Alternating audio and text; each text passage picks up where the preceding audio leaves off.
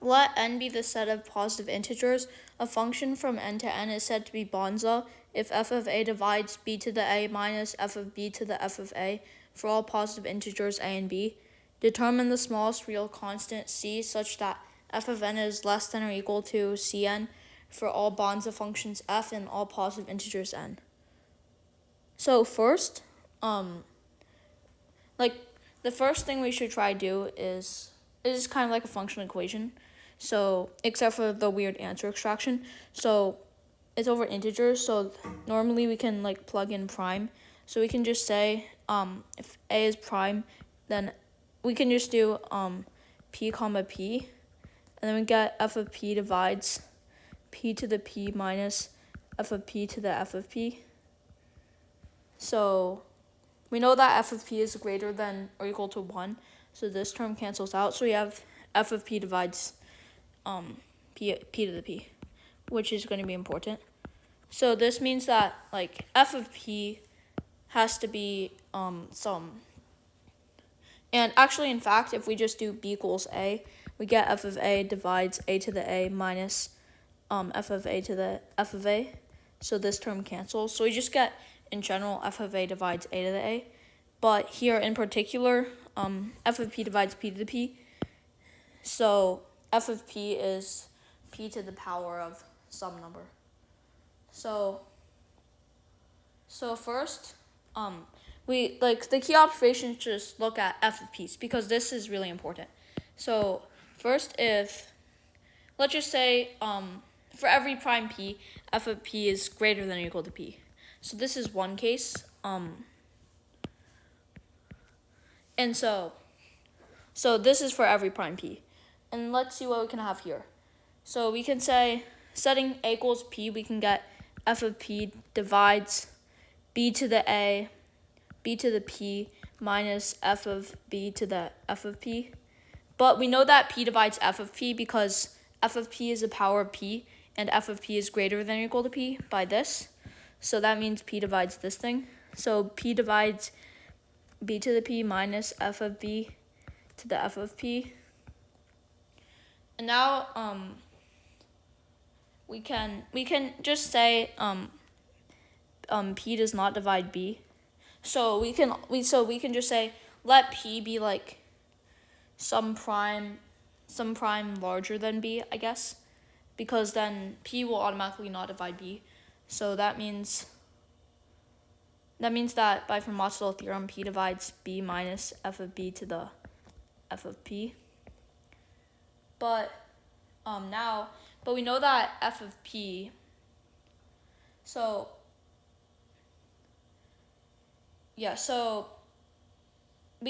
we know that p does not divide b, and now we just need proof that p does not divide f of b. But that's because f of b divides b to the b. So if b to the b. So if p divided f of b, then that would mean p divides b to the b, which means p divides b, which is a contradiction to this. So then we know that f of b is non-multiple p. But we know that f of p is a power of p. So f of p minus 1 is like p to the k minus 1. And we know that p minus 1 divides this because this factors as p minus 1 times something. So that means that by Fermat's theorem again, we have this thing is 1 mod p minus 1. So then we can just eliminate that. So in any case, p divides b minus f of b. So this means that we can just like make p very, very large, and then we get p divides b minus f of b for all primes p like above a certain point, which there's infinitely many of. And so we just get b equals f of b for all b. And this would give c equals 1. So we know that f of x equals x is a solution, but we'll see if we can try to do better. Also, I just realized you don't necessarily need to know that P does not divide B for this step, you can also just apply Fermat's theorem directly in terms of this. Yeah, that should work. Okay, so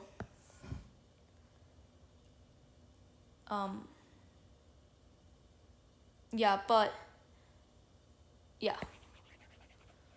Okay, so now we know that this case, if f of p is greater than or equal to p, then we have the solution. So we assume that there exists some prime p where this thing is false. So that means that there exists some prime p so that f of p equals 1. This is the main case left that we have to consider. So if this is true, then if this is true for only finitely many primes p, then that means there's still infinity such that this thing's true, and we can still repeat that process to get f of b, p, and x equals x again. So we can assume that this thing holds for infinitely many p. Because if there's finitely many, then the same thing would happen. So in particular, like above a certain point, every single prime p satisfies this. And now, if we just set b equals p, then we get f of a divides p to the a minus f of b, but p is b, so that thing is just 1. So we have this, and now we can now we can get so we know that f of a divides a to the a. So let's see what happens if f of a is greater than 1. Because if f of a is equal to 1, then this thing automatically holds. So the interesting case is when f of a is greater than 1. So we notice that p of a minus 1 is even. So let's just say that p to the a minus 1 is like, let's just say a is odd. So a is some odd number. But so now we have a divides So we have f of a is greater than a, and so actually let's say that a is prime. So that f of a divides a to the a will mean that f of a greater than 1 means that a divides f of a. So actually let's rename a to q. So that means that f of q divides p to the q minus 1. But since f of q divides q to the q and f of q greater than 1, we have q divides this thing. So that means q divides p to the q minus 1. And now we have, but now we can just apply Fermat's theorem to get q divides p minus 1. So p is congruent to 1 mod q. So this basically means that for every prime p satisfying this certain property, for every single prime p satisfying this certain property, it is 1 mod q. But we know that f of p equals 1 for every prime beyond a certain point. So it can't just be 1 mod q numbers, because by Dirichlet, for example, q minus 1 mod q numbers will also, and we're saying q is greater than 2 because we're looking at odd primes. This is odd and prime. So we just look at these numbers, and so by Dirichlet, there's infinitely many of them. And they extend infinitely far out, which is a contradiction too. Well, technically, it's not a contradiction to this statement. It's a contradiction to saying that there's finitely many satisfying f of p greater than or equal to p, which we already showed earlier. So this thing is false.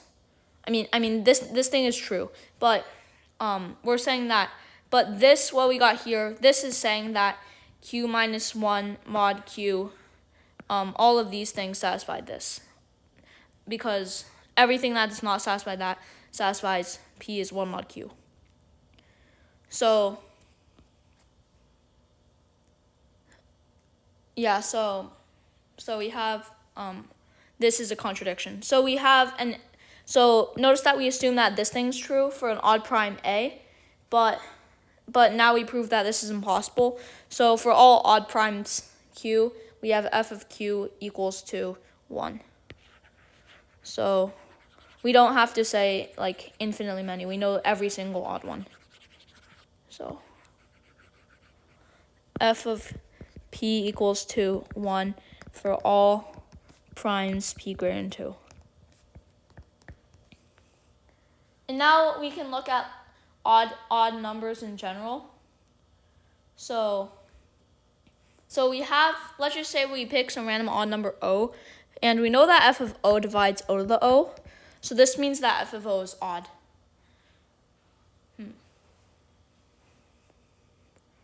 But now what we can do is we will use what we just learned about odd primes to get that.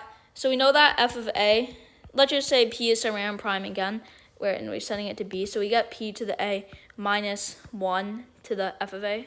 So, and we're just saying p is any random odd prime that's greater than 2, because we know f of p has to be equal to 1. So f of, and we're saying a is odd, so let's just say it's O. So, but we can just vary p across all odd primes. So we can just get this is true, because it has to divide all of them, so it must divide the GCD. So we're looking for the GCD of all these numbers. But we know that there has to be some, but there must be some other number. Let's just say for contradiction that, so the main claim is that f of O is equal to 1. So let's say for contradiction that there exists some other prime number q that divides this. And notice that we know that q is not 2, because f of O has to be odd. So that means that q divides all of these numbers. Q divides 3 to the O minus 1, q divides 5 to the O minus 1, etc. And in particular, q divides q to the O minus 1. But this is impossible. So no such odd q exists, so f of O equals to 1. So now we can strengthen our statement above to saying this is true for all odd numbers, not just primes.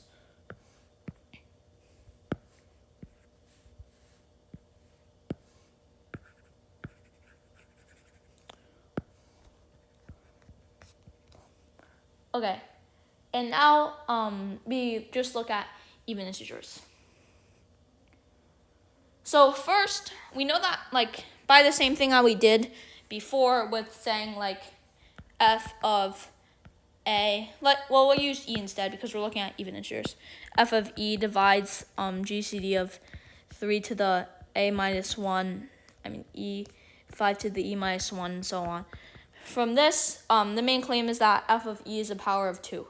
So if it's not, again, we just say there's some odd prime q dividing it. And then from the same contradiction, we get q has to equal 2.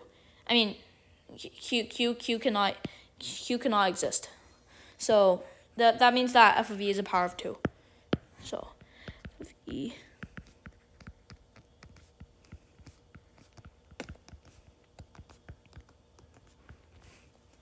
Okay, so now so notice that like we haven't really used this answer extraction at all, but that's going to come into play in this final step. So first, we know that f of 2 divides 4, so f of 2 is less than or equal to 4. So now we're going to look at f of e where e is greater than 2.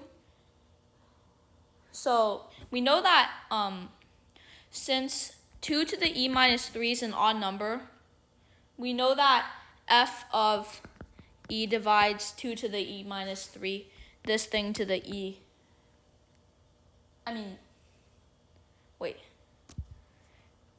Actually, well, we can just plug in a equals e, and b is some odd prime. B is some odd number, which we know f of b equals 1. So plugging this in gives f of e divides odd number to the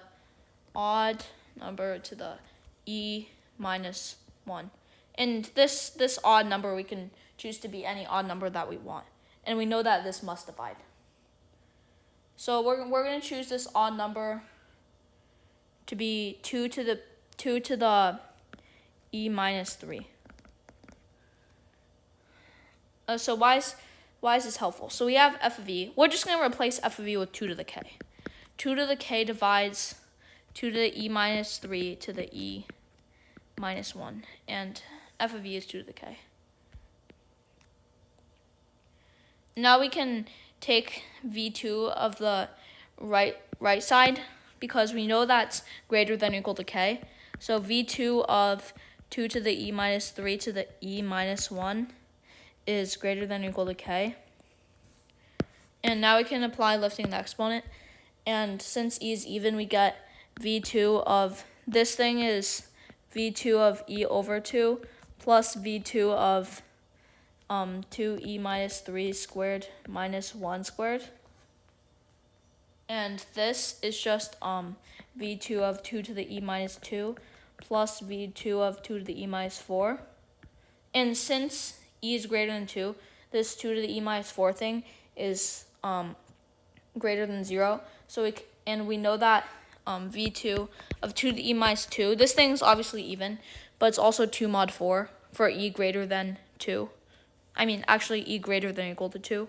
And 2 to the e minus 4, this thing is multiple of 4, but it's not multiple of 8, because this thing has v2 greater than 3, greater than 2, and this thing has v2 equal to 2. So it must have v2 equal to 2. In any case, the v2 of this thing is 1 plus 2, so it must be 3. So this means v2 of e over 2 plus 3 is greater than or equal to k. And now we can do 2 to the power of both sides. So it's 2 to the v2 of e over 2 plus 3, which is just, we can just do that times 2 or 3, which is 8, greater than or equal to 2 to the k, which is f of e. So now we know that v2 of this thing is just v2 of e minus 1. So we get 2 times this thing times 4 is greater than or equal to f of e. And now let's clear this.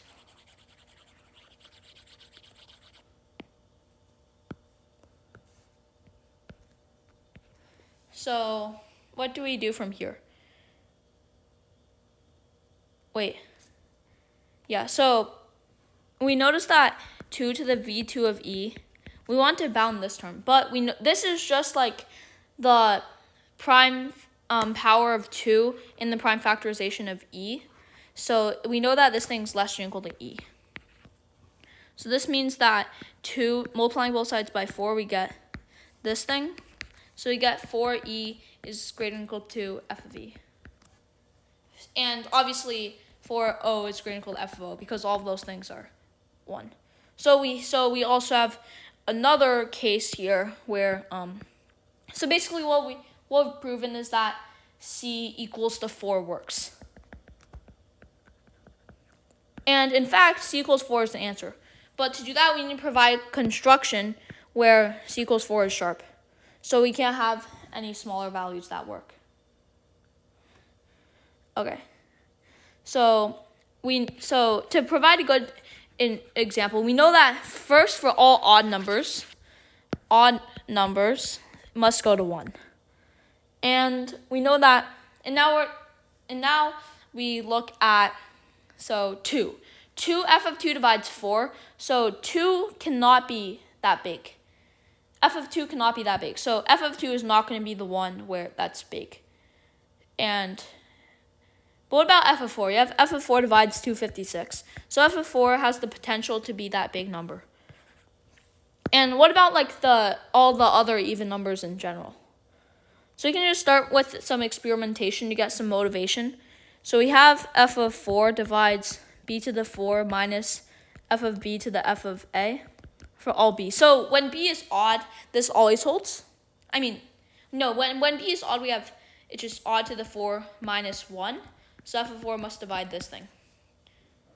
And let's look at this. This is o minus 1 times o plus 1 times o squared plus 1. This thing's always even. And this thing is multiple of 8 because one of these things is 2 mod 4 and one is 0 mod 4. In fact, this thing is always 2 mod 4. So that means this thing is always multiple of 8, and it can't do better than that. So f of 4 divides 16. So this motivates us to try like f of 4 equals 16. So we do that. Odd goes to 1, 4 goes to 16. What about the other evens in general? So they go to some number. And we know that must be power of 2 by our earlier observations. So let's see. What if we just plug in like some random even number for a? So you have f of even for any random even divides b to the even minus f of b to the f of even. Okay, so if b is odd, then there's nothing to do. What if b is 4? Then 4 to the even minus, we're just assuming that f of 4 is 16, the hope of getting something out of it. So you have this thing. What if even is like 2? Then 16 minus 16 to the f of 2. So that does not help. Let's see. We can just try notice that, well, let's see. This thing is always even. So we can just try it, f of even is 2. In fact, it should always be multiple of 4. So f of even, so we can just try evens is 2. In fact, this construction actually works. We'll just verify it for completeness by doing casework on what a is. So if a is odd, then this thing's 1, so it obviously works. If a is 4, then we want to show that this thing's true. And now we split into further cases. If f of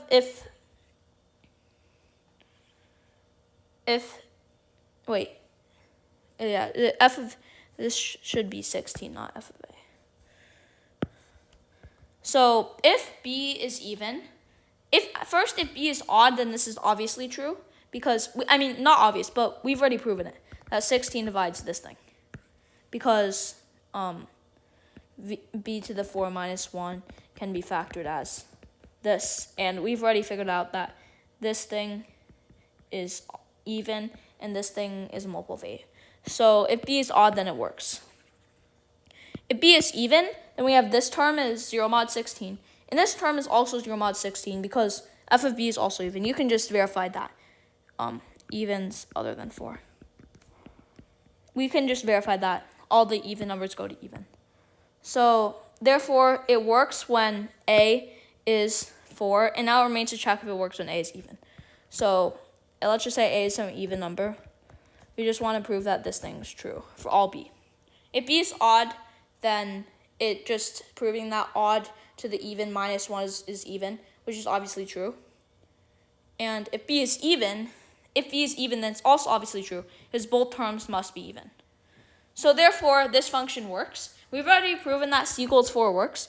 And if some c less than or equal to 4 works, then this example will prove it wrong, because we must have f of 4 is less than or equal to 4n by this. So that means f of 16 is less than or equal to 4.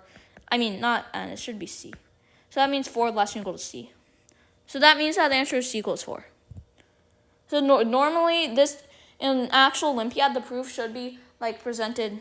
What I would typically do is present the proof forwards instead of backwards, like we did here. Start by stating the answer and the construction, and so on. But we did it here to provide the motivation, because Like C equals 4 feels like a really random answer.